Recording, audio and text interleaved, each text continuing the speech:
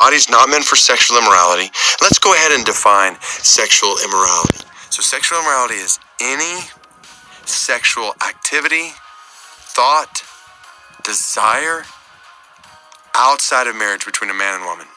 Like this is, we could spend a ton of time diving in here, but Genesis 2, from the very beginning, God bring man and woman together in marriage, and this is where sexual activity, thought, desire is to be housed under God's design.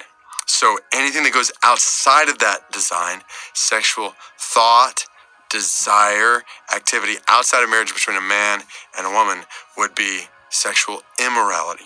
And so the whole picture here is the body's not meant for that. Body's not meant for that, but for the Lord.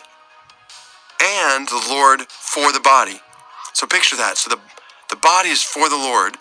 Like that changes the way you view your body and how you use your body, how I use my body. Like, okay, everything I do with my body should be for Him. For Him, how do I bring the most glory to Him with my body? Like that has implications in all kinds of ways, and particularly here in sexuality in 1 Corinthians chapter 6.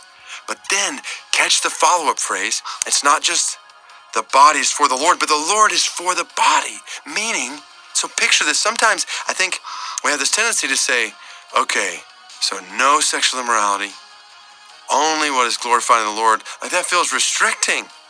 Like there's so much I'm missing out on at that point.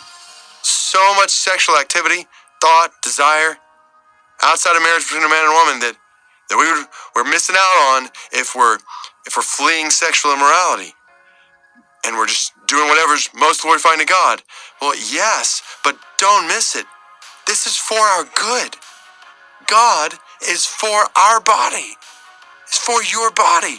He desires good for your body. That's what I love about the last part of 1 Corinthians chapter 6, verse 13, is God is saying, like, I'm for your body. I'm not against your body. I'm not trying to make you miserable. I am for your body. I've designed your body. I know your body better than you do. I know how you can be fulfilled. I know how your body and your heart and your mind work together. I know how life to the full can happen for you. And trust my word, I'm for your body.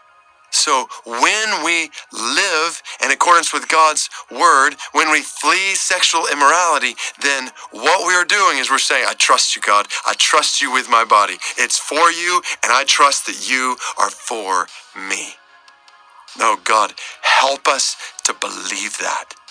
I just think so much sexual temptation, so much sexual immorality in our lives, relationships, would be totally avoided if we trusted that you were for our body. If we believed that your design for our body was better than our desires for our body sometimes, and our thoughts about how our bodies should be used. God, please help us to trust that you are for our body. Help us to trust your goodness, that when you give commands to us, they're for our good, not for our bad, not for our restriction, but for our enjoyment. And so in this, knowing you're for our body, help us to live with our bodies for you.